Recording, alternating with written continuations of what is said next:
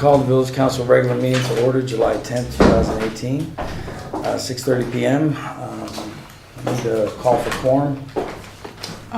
We do have a quorum. Okay. First up is adoption of the agenda. Need a motion to adopt the agenda, or do we have any changes? I'll just make a motion to adopt the agenda as presented. Okay. Kim, do you have any? Nope, Okay. so moved. All right. All those in further discussion? All those in favor? Aye. Motion passage. Next up is Pledge of Allegiance. Do we have a flag? There it is. Somebody's walking in, Joe, just in case you want to wait 1 second. There you go. See who it was? Right. What an honor. Pledge of Allegiance to the flag of the United States of America and to the republic for which it stands, one nation, under God, indivisible, with liberty and justice for all. Okay. Next up is discussion and consideration of Councilman Salamado's resignation and vacancy appointment. Obviously, we, in our May 31st meeting, we were hit with a few surprises where Councilman Salameo added to the agenda, which again did not give us proper notice or the community proper notice, and asked to suspend the rules. So in that meeting, he, I believe, was submitting his resignation, and there was some discrepancy if he was using the right state statute, I believe, if I happen to use the wrong one, number one. So that was a little bit muddled. The next day, I think, or a couple days later, he sent a long letter clarifying what he meant. He also, I think, added to the agenda the appointment of Mrs. Scoot. In that meeting, which is a work session meeting, by the way, in which no one is really supposed to add any new business, all we do is talk about leftover business, if you will. But in that meeting, they did add to the agenda, and I guess with a 2-to-1 vote with Mayor Pro Tem Dispenzaire out of town, they established, I guess they allowed that vote to carry.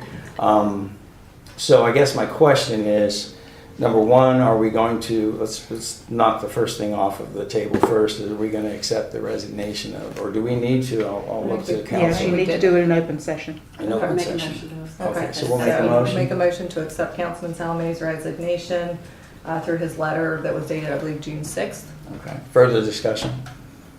All's in favor? Aye. Okay. Next motion is to discuss the vacancy appointment or the appointment of what they tried to do is Mary Scoot. So I guess we make a motion to, Yep. this council makes a motion, or if someone wants to make a motion Is that to right? not recognize. You can do that or declare the seat vacant, whatever you feel. Okay. So we can declare the seat vacant? Okay. Okay. So make a motion to declare the seat vacant from Councilman Salame's resignation. Further discussion? All's in favor? Aye. Motion passes. Next up, I have public comment. Do we have anyone signed up for public comment? We do, right here. Okay, Jennifer Slotin. I'll remind you, I have 3 minutes, and if you don't mind, I don't have a timer. If you want to use your phone, actually, we'll use this. So again, reminder, state your name, address, and you have 3 Hold on minutes. 1 second. Let me get the timer. We'll do this, so, You want to do that? sure. Okay. All right, Jennifer Slotin, 1110 Meadowlark Lane, and I live in the farms of Meadowlark. I care about the village of Marvin and have been actively involved in what happens here over the last few years. I've served on the planning board and attended council meetings. To say I am disappointed in what has been going on is an understatement. The actions of the council and other board members show a true lack of leadership.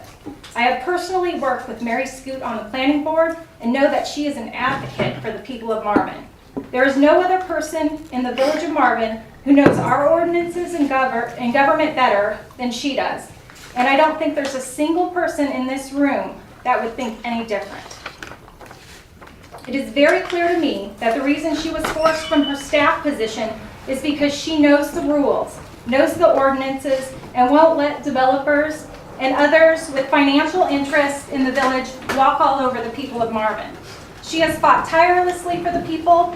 Whether you agree with her or not, she plays by the rules, fact-checking and researching to make sure she is doing what is right by the people and the law.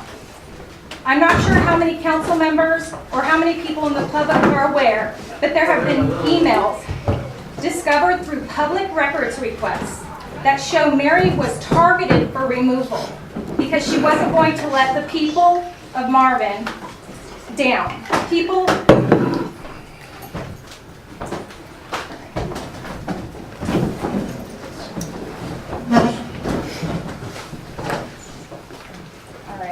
Sorry about that, got a little crowded in here. So people weren't aware that there have been emails discovered through public records requests that show that Mary was targeted for removal because she wasn't going to let people who didn't even live in Marvin gain financially at the expense of Marvin residents. Here's an excerpt from an email from Chip Sawicki to Ken Orndorff and Joe Polino. Ken and Chip don't even live in Marvin and are developers. Chip writes, quote, "The last thing we want, and I think your personal experience will support this, is to have Mary involved in any way. She will single-handedly screw everything up." In the same email, they say, quote, "I am worried they are going to let Mary go hog wild on the ordinances. If she does that before developing a master plan, the ordinances will be so burdensome that it will have a major negative impact on any master plan or ability to develop." This is coming from a developer sent to another developer and the mayor of Marvin, who then worked to remove Mary from her staff position and is now working to try to remove her from her council position. They are saying that her appointment was illegal, trying to distract from the real issue here, which is keeping her out of a position where she can keep a vigilant eye on what's best for the residents. Why should we let developers create ordinances that benefit their development and line their pockets? Shouldn't it be the ordinances that frame development? The fact that Thank you. Thank you. 3 minutes is up. Your office, at this time, there's no more room in here that's going to make this a statement. Okay. You can't deny people. What do we want to do? Can we move somewhere? Is it, can we do that? We can. Okay. Do we need to? Do we have a key? We do. Okay, so we'll make a motion to Recess recess and move the meeting over to where everyone can to sit. the sanctuary. Sanctuary, okay, I need a motion to recess and move the meeting over to the sanctuary. Further discussion? All's in favor? Motion